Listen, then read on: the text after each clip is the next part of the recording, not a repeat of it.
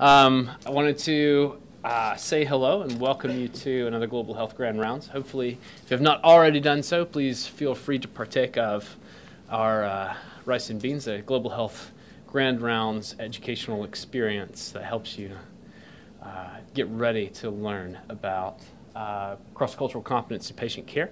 Our speaker today is Dr. Rita Masese. She is a graduate of the University of Nairobi School of Medicine and was a medical officer intern that I got the chance to work alongside during my time in Kenya. And she is here in the States working at Duke University on a Master's of Science in Global Health.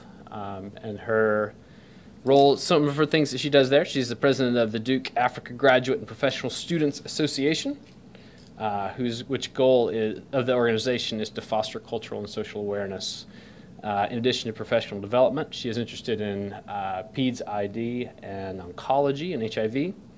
And she's particularly helped me during my experience in Kenya to learn some of the principles that she's going to teach you guys. And as we are medicine heavy here in the room, we'll remind you that one of your milestones in professional development is base it on these same skill sets in coming up with patient care understanding that incorporates cultural context. So I encourage you to engage this topic, and at the end we'll have some time for questions and some informal discussion to follow. So thank you guys for coming, and welcome Dr. Masese.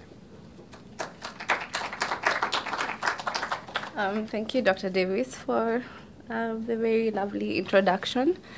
It's a pleasure to be here. I'm just going to talk about generally what cultural competency is. Then I'm going to funnel it down to my experiences with visiting physicians in the mission hospital I used to work with. So general approach, then funneling it down. I come from Kenya, and just the medical system in Kenya is such that you finish high school, we do a general exam equivalent to sort of like the SATs, and that determines which career path you'll go to. Then you go to medical school directly. We don't have a pre-med pathway. Medical school is around 5 years. Then after medical school, you don't go immediately into into residency. You have to do an internship period of 1 year where you rotate in every department. Then you get to work for some time, then you can go back to school. So that transition period. Why is this so? It's because the doctor-patient ratio in Kenya is about 1 to 16,000 patients, though the WHO recommendation is 1 to 300 patients. In the US, the doctor-patient ratio, as it stands now, is 1 to 500. Because of the disparity, they make sure when you graduate from med school, you're called a medical officer. They make sure you can do a lot of things. You're like a family medicine-like professional, so that, for example, part of the training is you learn how to do C-sections and tubal ligations. We learn how to give chemotherapy, sometimes intrathecal chemotherapy. We also learn how to basically they make sure you have some subspecialty procedures in everything, and you can be dumped somewhere and run a hospital because of the disparity in the doctor-patient ratio. Just at the end of, I guess I'll go back to what I'm here for. What's the goal of this talk? I'm hoping at the end of this talk we'll be able to define what culture is, what cross-cultural competency is, and the factors of culture that affect doctor-patient and doctor-doctor interactions. We'll go through some case scenarios, and we'll learn tips on cross-cultural competence development. So what is culture? It's a collection of many things. It's values, beliefs, standards, languages, thinking patterns, behavioral norms, and communication styles that are shared by a group of people. One can say it's a very fiber, that holds a group of people together. It includes the constructs which we are born into, which country you're born into, which nationality you are, your race. It also includes your religion, and in some regions of the world, your class. it defines how we interact as a family, how we form relationships, and our attitudes and practices. It impacts our healthcare seeking behavior, how we perceive illness, and how we go about treatment. So it's a central aspect of people's lives. But then again, you can have two people with the same cultural background, but they may express that culture differently. Basically, culture is not static. It's not a rigid thing. It's something that's fluid, and it keeps changing depending on someone's personality, your age. The way you think now is not the way you thought when you were 14. Your level of education as well, your experience, your spirituality and your religion, and your socioeconomic status. Key aspects of culture in healthcare. Communication, which is both verbal and non-verbal, and it's linked with language. Religion, we know in some religious practices, they condone blood transfusion and things like that, and as a physician, you need to be aware of that.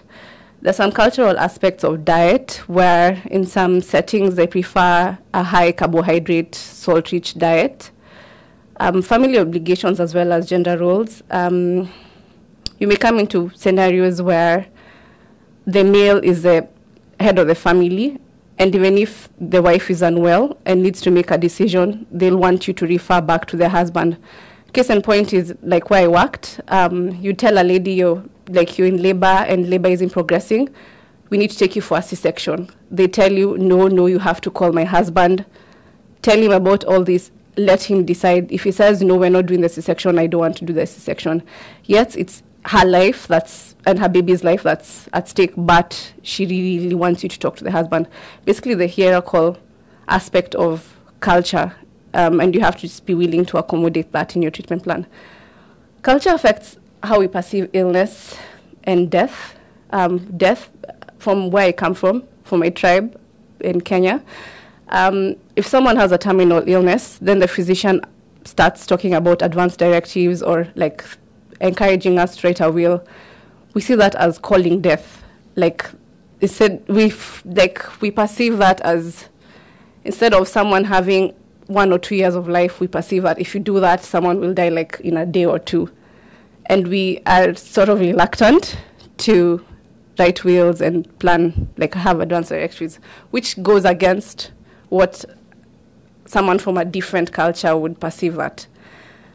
Perception of illness, they can give you a scenario. How many have heard of a West African country called Benin? Okay. Benin is thought to be the heart of where voodoo practice originated. They have a really strong belief in voodoo. Case in point is that there's a lot of human trafficking, particularly for females who get trafficked and they end up working in brothels in Europe. But and the whole perception is they're going to have a better life, make money, and send the money back home. But they don't know they're actually going to be stuck in a brothel. So what happens is, before they go, they have to take a blood oath, where they drop some of their blood in a pot.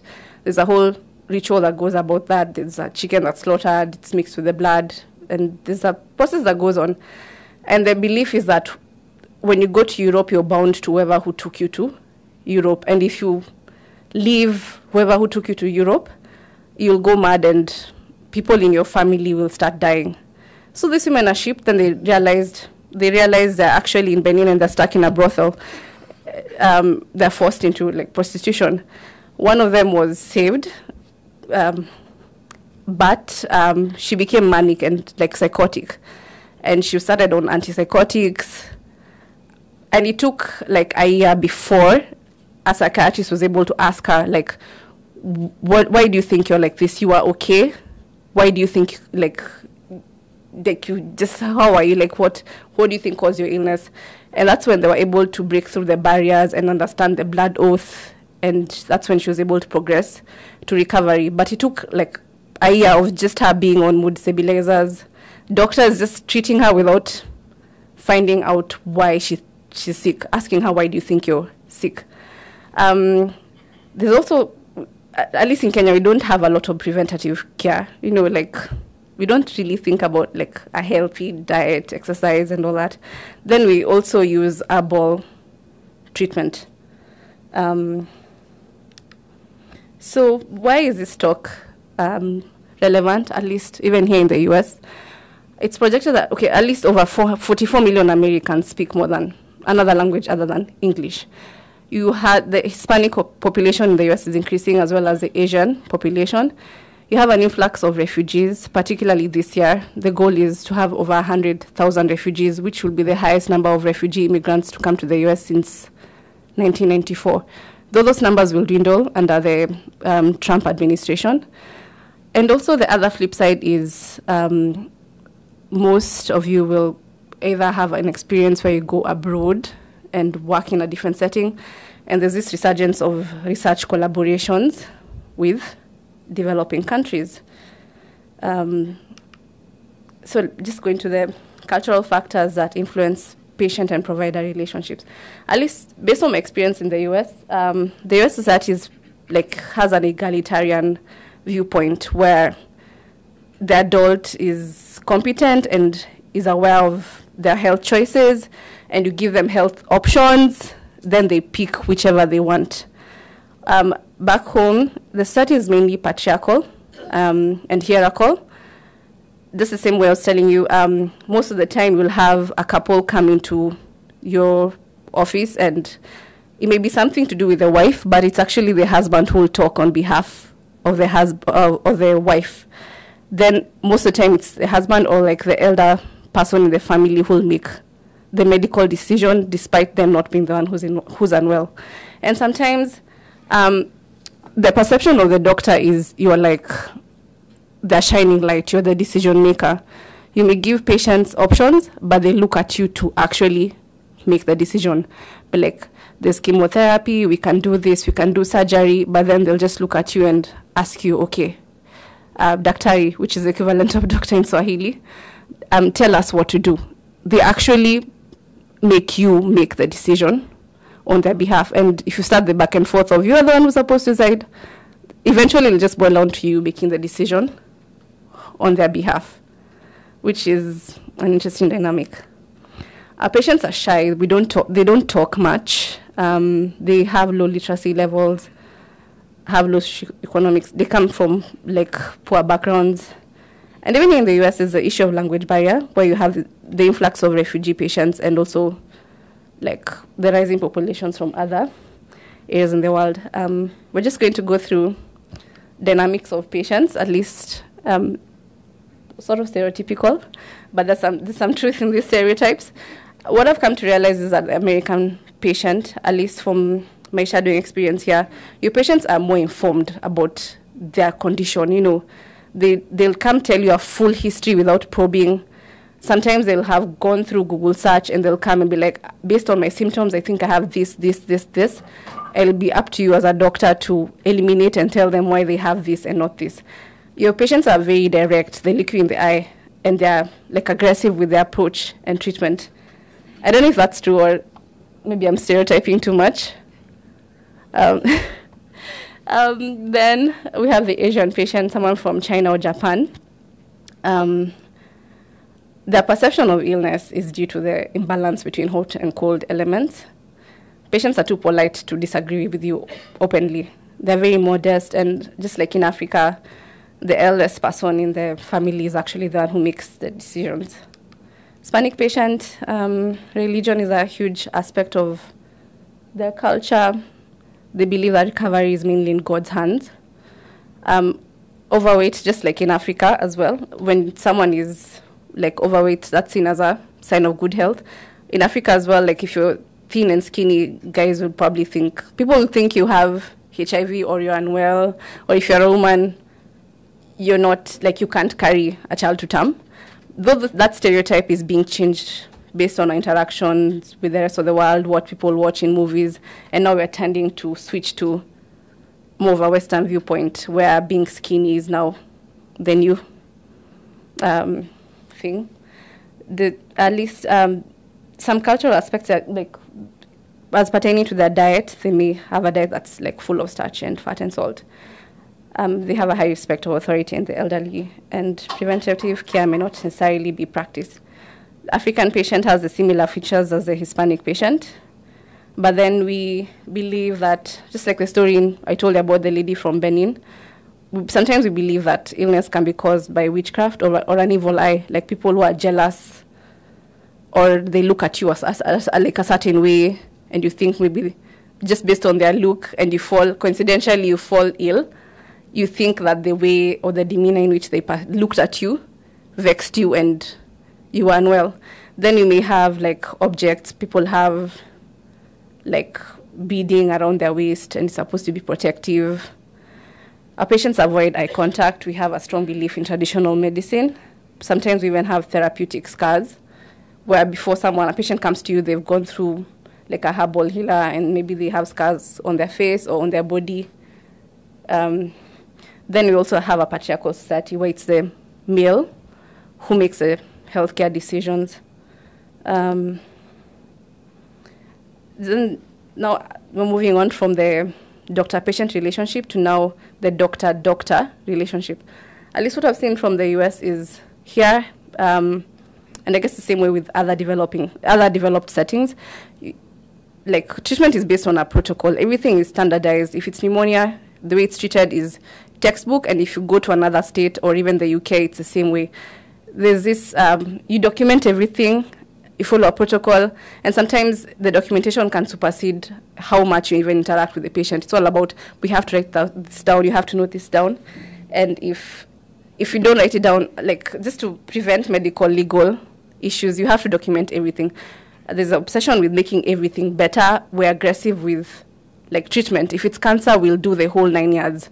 We'll go through surgery, we'll give you one cycle of chemo. If it doesn't work, we'll go through second-line chemo and all that. Then you're task-driven over building relationships with your colleagues. It's all about, I come to work, I work from this time to this time, I have to run with these patients, I have to do these labs. But you don't really sit down as a team and talk to each other and know your colleague. There's the future orientation in medical science, which is good. You're at the forefront of medicine. You have the resources to do research, find better cures. And just there's obsession with deadlines. We have to complete tasks by a certain time, which is different from other settings. This is just maybe an overview of my experience with my setting and how we work and our work norms. Most of the hospitals you go, at least abroad and in Africa, most facilities are faith-based. There's an example of Tenwek, the mission hospital where I worked, and that's just me with my work colleagues. And straight off the bat, you can see in the ward we already have a Bible verse at the top that says, "A sparrow has found a home where she may have her young, a place near your altar, O Lord Almighty." Basically, religion is part and parcel of how we practice. We start our ward rounds with prayer, which if you come, you'll be like, this is odd. We pray with patients, and part of your treatment plan is actually to, in addition to doing certain labs and give certain drugs, part of the treatment plan is to talk to the patient and find out where they are with God. And when the next ward round, like when it's time for the next ward round, the attending would actually ask you, so what's the patient's, like, how do they stand with God? Did you minister to them? Which may seem odd if you're a visitor. We're not as dedicated to like task. We're not task-driven. We're more of a relationship-driven society. So before ward rounds, we actually sit down and we drink tea as a team, which may seem off if you're a visitor and you come to a setting. And we have visitors who actually don't have tea with us, and it's perceived to be offensive. So before ward rounds, we sit down, we have tea. One of the team members can present a case, we discuss it, then we start the ward round. Another case in point is people prefer handshakes. If you come to the ward and you just like, let's start with work, people may take offense with that. They want you to say hi and shake their hand. Then we have other work norms that may be off. We may have dress codes that may not make sense. For example, in the mission hospital, Ladies it was shunned upon to wear pants. They prefer you to wear a skirt if you're a lady. If you're not wearing a skirt, you should be in scrubs, which may seem off if you're a visitor. And yes, we have work to do, but if there's nothing that is like emergent, there's no emergency, we take our time, which may be frustrating if you're coming for a rotation. It'd be like these people have a chill atmosphere, but we actually get work done. Other than the work norms, you'd be faced with the health disparities that are in other developing settings. For example, we don't have specialists. You'll come and you'll round with a medical officer who has less training than your level. You'll come maybe you're a consultant and OBGYN, and you'll be rounding with a medical officer who'd be able to do a C-section, basically just because we don't have enough specialists. There's a lot of task sharing. Then you'll come into a setting where we don't have PET scans. We can't do everything. We may just have the basic complete blood count and UECs and a urinalysis, and that's it. We may have a chest X-ray, we can do X-rays and ultrasounds, but we may not have the other advanced treatment, diagnostic modalities. So as a result of that, we have to be creative and we have to improvise. You may go to a NICU and find that we have bubble CPAP where we have a jerry can of water, and we use the height of the water to measure how much pressure we're going to give the bubble CPAP and have nasal prongs, and our babies actually do well. Basically, we improvise a lot. We don't do lumbar punctures with lumbar puncture needles. We use brannulas. We're very creative. Then, because of that, it goes back to the basics of medicine, where you should diagnose the patient based on a complete history and a physical exam, and just rely on the diagnostic measures to tell you what the patient has. Well, here, I think it's the reverse. We do a lot of CT scan, this, 1,000 labs, then we sit with the labs and your history and try to diagnose. Then another issue that is challenging is the disparities you'll see with the disease burden. There's this saying in medicine that when you see hoof prints, think of horses, not zebras. But in Africa, the zebra is you're more likely to see a zebra than a horse. The zebras are things like malaria, tuberculosis, or you'll see advanced heart failure. Cases that you wouldn't see in the US. You'll see stage 4 AIDS-defining illnesses. Then in addition to that, and as a result of that, you have this medical officer who's junior than you, but actually has more experience with malaria and tuberculosis than you do. And most of the time, at least in my setting, we had physicians who'd come and visit, but because they think they have, which is true, they actually have more training than you. But then you tell them, this patient has tuberculosis. Then they tell you, no, I'm the one who's attending. I don't think this patient has tuberculosis. We're going to treat this patient with pneumonia. And you're like, no, this patient has tuberculosis. And sometimes they go over you. For example, Dr. Davis was in charge of us as the medical officers, and he got some emails with visiting attendings complaining that, this doctor said this, and I don't think the medical officer is actually listening to me. But then the patient doesn't improve, and it's a week later, then that's when they're like, maybe it's tuberculosis. But if they actually had the patients to listen to you, it would have delayed the whole 1 week of the patient being there. They're poor. They don't have money to pay for that. Anyway, they would have, if they listened, would have saved the patient a lot of money. Then the other thing is the mortalities. Maybe just ask you, over the past 1 week, how many of your patients in your wards have died? No one? One. Well, you'll come to a setting where we are so poor, you have a patient dying sometimes 1 or 2 patients dying almost every day. So in a week, you have like 5 people who've died in your ward. It's challenging because you have the medical expertise to diagnose the case, but you don't have the resources to treat the patient. And sometimes it's overwhelming for us, and I think that's why we have our chill way of working. We have tea, because we don't have psychiatrists and someone to talk to. We talk to each other. That's how we detox. And sometimes, as a visiting physician from a very well-resourced setting, walking into that can be overwhelming. You'll come to a setting where, you know, this patient has this patient needs this, we don't have whatever it is they need, and you watch them die. And it's like 1, 2 patients. Someone comes with this, like, they just come because most of the time they're too poor to come early, they come late. And it can be very, like, very, very overwhelming.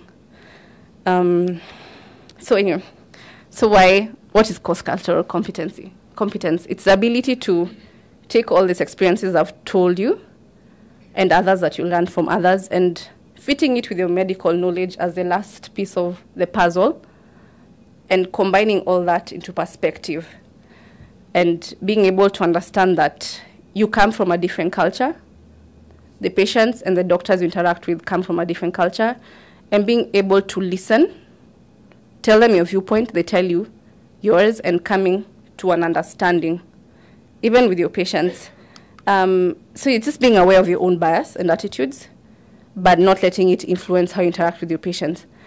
And it takes into consideration the patient's perspective of illness. You having the patience and time to actually ask this patient, okay, I think you have this, but why? I know there's pneumonia and I think it's caused by this bacteria. This was what the lab tests are showing. But why do you think you have? Why do you think you're coughing? And having the patients to listen to them, hear their story, and incorporating that into your management plan. Why do you do this? At least it leads to an effective way of working. There are many ways of cooking rice, but you don't have to annoy everyone in the house when you're making rice. You can make it in such a way that everyone tells you, I want to put rice in, I want to put salt, this spice in it, and at the end of the day, you all sit on the dinner table and enjoy the bowl of rice, which is cross-cultural competency. It allows you to get skills that will enable you as an individual to work effectively across cultures. If your patient thinks that you understand them, they're more likely to comply to your diagnostic measure and your treatment plan. They're more likely to come back and talk to you when they feel unwell. But if you just dictate your way through their care, they're most likely not, they won't come to you and they'll form this biased opinion about physicians. If you're doing a research collaboration with people abroad, most of the time, you're the one who's funding the research project. But if you come with the dictator mentality, your study won't go well, as opposed to getting feedback from your collaborators. So now, how do you become culturally competent? Well, one is to become aware of your own bias. There's some online tests that you can take. For example, the Harvard Implicit Test. It's free. It's on the web. And sets of questions that you fill up, and at the end of the day, it tells you where you are. Then there's a cultural competency continuum that has these 6 categories. Most of us are somewhere here, like somewhere in the spectrum. Some of us can be in the worst side, which is the cultural destructiveness. You believe your culture is dominant. People like you are the only people who okay, you're the dominant group. And anyone who comes into your culture has to assimilate. They have to change themselves to be like you. Then there's the cultural incapacity, where you're racist, you maintain stereotypes, you have unfair hiring practices, or you can be culturally blind, where you treat everyone the same, but you still think you are the dominant group. Then there's cultural precompetence, where you're exploring cultural issues, you're committed to the needs of the organization. Then there's the last 2, which are where most of us should be, but it takes years. Like by the time you move, most of us are either in the cultural blindness category or the cultural precompetence. The last two take several years to achieve. And ideally, we should all be have cultural proficiency, which you're able to implement changes to improve services based upon cultural needs. The tips, I guess, in the next slide are supposed to move us from where we are, hopefully, to that other end of the spectrum. One, you can educate yourself on different cultures by interacting with people who are from different backgrounds than you. Then the key issue is to listen. Listen to your patient. Yeah, you have your medical training and expertise, but be willing to listen, to provide an atmosphere that will allow them to talk to you, even if what they're about to tell you may seem so abstract in your own social construct. Providing an atmosphere where they can actually feel comfortable to tell you, I believe I'm unwell because I sinned and I think God is punishing me. Making them comfortable enough to tell you, I strongly believe that if I take this herb twice a day or 3 times a day, I'd be fine. You also need to be a learner and a team player when you're working with other physicians, particularly if you're moving into their world. They may have a health system that's existing, it may not be functional, but it's still working. Being able to learn from each other and be a team player, as opposed to coming with this whole savior mentality, I think what I know is ideal and it's best, and being dictatorial. So maybe we can just go into several scenarios. Bieneme Baraza is a 6-year-old Congolese boy who's a known asthmatic. He was diagnosed when he was 5 years old. His asthma is poorly controlled and he has been admitted several times for severe asthma attacks. His parents have been taught about asthma and have been given the asthma treatment plan in French, and they know that they can call the clinic anytime Bieneme gets worse. Despite these actions, Bieneme has moderate reduction in wheezing and develops a tight cough at night. Because of this, his mother becomes skeptical of the inhaler, that the inhaler isn't working. She follows her mother-in-law's advice to reduce the frequency of the inhaler use and gives her son a warm, herbal, traditional tea twice daily. She decides to also pray for her son's complete recovery from asthma. Today, Bien and his family come late for their scheduled clinic.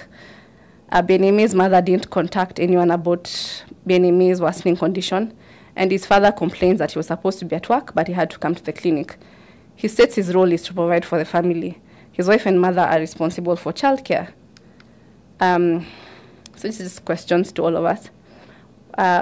Why do you think Bieneme's mother consulted her mother-in-law rather than call the clinic when Bien got worse? And how can we incorporate this culture, the religion and the traditional aspect of the family into the treatment plan? And how can we handle the gender role dynamic? Any ideas from anyone in the crowd?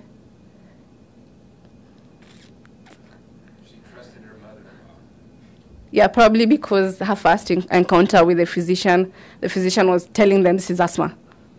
This is what you do. This is the inhaler. True, the doctor didn't build enough trust. Why else do you think? How would you handle them coming late for the clinic appointment and the father complaining that his role is to provide? Does it portray that he doesn't care about the family? You're nodding your head. Why? I would say no, it's just the dynamic in that family household, the roles that they each play. It's not that it lacks sympathy, but that his role is primarily providing. How will you handle the dynamic? How would you make them come back again? How would you make them use the inhaler more? How do you build the trust? Listen. Yeah, listen. What do you do about the herbal tea? Maybe ask them and try and have a conversation about it and ask what they believe and figure out kind of why they think that would help or if it's helping them.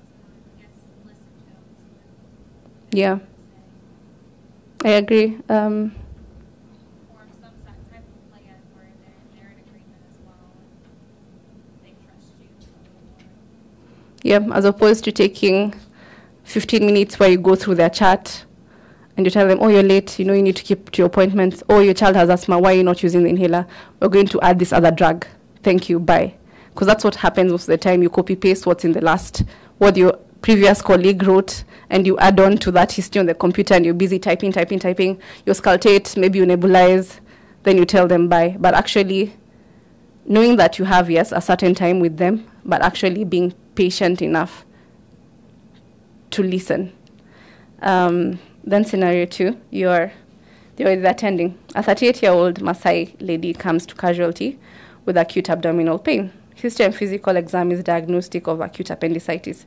The medical intern orders an abdominal ultrasound prior to informing the visiting physician. The visiting physician reviews the patient with the medical intern. The ultrasound report is consistent with appendicitis. The attending physician orders an abdominal CT scan. You inform the patient about the diagnosis and tell her about the CT scan and possible surgery. She tells you to talk to her husband and let him make all the decisions. The family gets a loan for the CT scan and deposit for the surgery from a loan shark using one of their 2 dairy cattle as collateral. How do you think maybe this situation could have been handled better? Yes, true. But this is just a euphemism of also what we go through a lot. We have visiting physicians who order routine care may dictate that a patient needs maybe daily CBCs, but then you're like, will that affect your treatment plan? You know, most of our patients are poor, and you just have to have room for that. Like, think this patient is like, think of the utilities of your test. They may be routine, what's done in the textbook, but they may not be worth it. Let me give you another scenario. A mother, okay, the family comes, they're bringing their grandfather. The grandfather has like stage 4, like cancer, and it's advanced and it's everywhere. They're very poor. You have the option of chemotherapy or supportive care. You inform them about that. They tell you, okay, should we sell our land to get money for 1 cycle of chemo, or what should we do, Daktari? Okay, what am I trying to say? I'm just going to, okay, like the perception of death. In medicine, you're taught to save lives, but we don't have the other look of where death in itself could actually be like the treatment plan. Instead of even bringing the story of chemotherapy, being the advocate for the patient's family, where you're like, you decide as a physician, this patient has stage 4 cancer, the family is poor, is it worth it even informing them about chemotherapy? Because instinctually as a family, they will sell everything for that 1 cycle of chemo, and eventually this person will die, and the family will be poor. So just maybe trying to be the decision maker for the family is something we go through. And yeah, just basically viewing death as part of the treatment plan. There are various models on how to build cross-cultural competency. There's one called the RESPECT model. Just a summary of what you're saying. You respect the patient and the host being the visiting hospital you're going to, using an explanatory model. Basically, just listening, asking them, why do you think this is happening? If you're rounding with other physicians, asking them, what's your opinion about this? What do you think we should do, instead of dictating your way? Considering the social context of your patient, the stressors, support system, strength, and particularly their spirituality, being aware of the power dynamic, either the male being the head and respecting that as much as we're supposed to empower our patients, being empathetic and being concerned about your patient, and that will build trust, therapeutic alliance, and will build teamwork. You can also build cross-cultural competency by reading books. There's this one called The Spirit Catches and You Fall Down. It's a story about a Hmong family that came to the US. And the child had epilepsy. The child was born in the US, and part of their practice was to bury the placenta. But then when the child was born in the US, the hospital didn't give them the placenta to bury. So the child got epilepsy, and they believed that was the cause of the epilepsy. And the child got epilepsy but wasn't compliant to the medication. And because of the lack of compliance, the hospital took custody of the child and gave the child to another family. But before that, in between, because of the poorly managed epilepsy and the situs epilepticus episodes that the child was getting, the child ended up aspirating and becoming brain dead. So when the child became brain dead and the hospital had taken custody of the child, they decided to give the child back to the family with the assumption that the child will die in a year or two. Well, that child lived to another extra 20 years with the family taking care of the child. But all that could have been avoided if, in the very beginning, the physicians took time to talk to the patients. It's an interesting book. I'd encourage all of us to read it.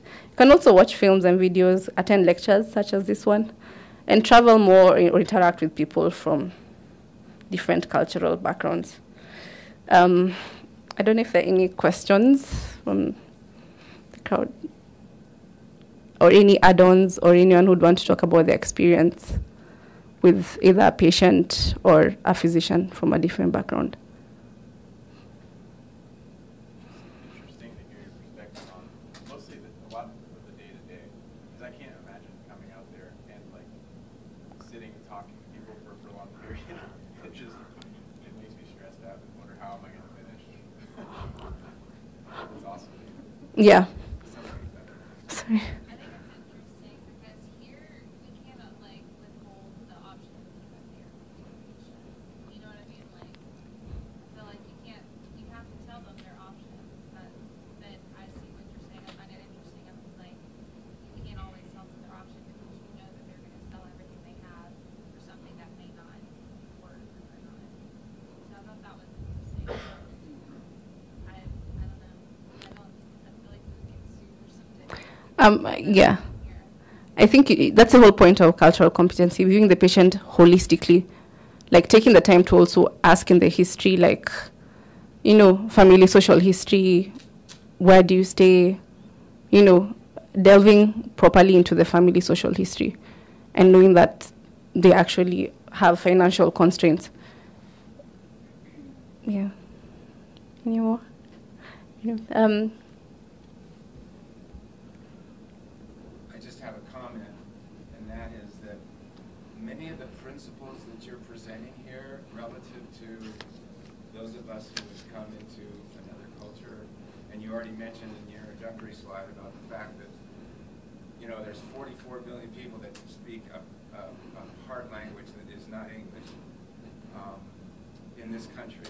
But I think the principles that you've outlined are actually very relevant for the practice of medicine in this country on a day-to-day basis.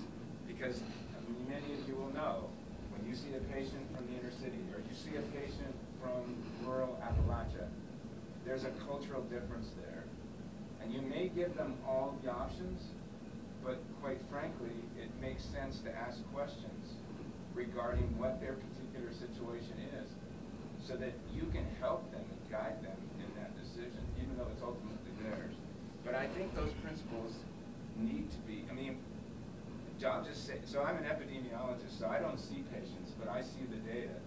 And I see the data that, and many of you know this, we live in a region which has extremely severe health disparities. And it's along social economics, but it's also around ethnic and race as well. So these are things that I think I just want to thank you for sharing. You know, you came over from Durham, but you also literally came over from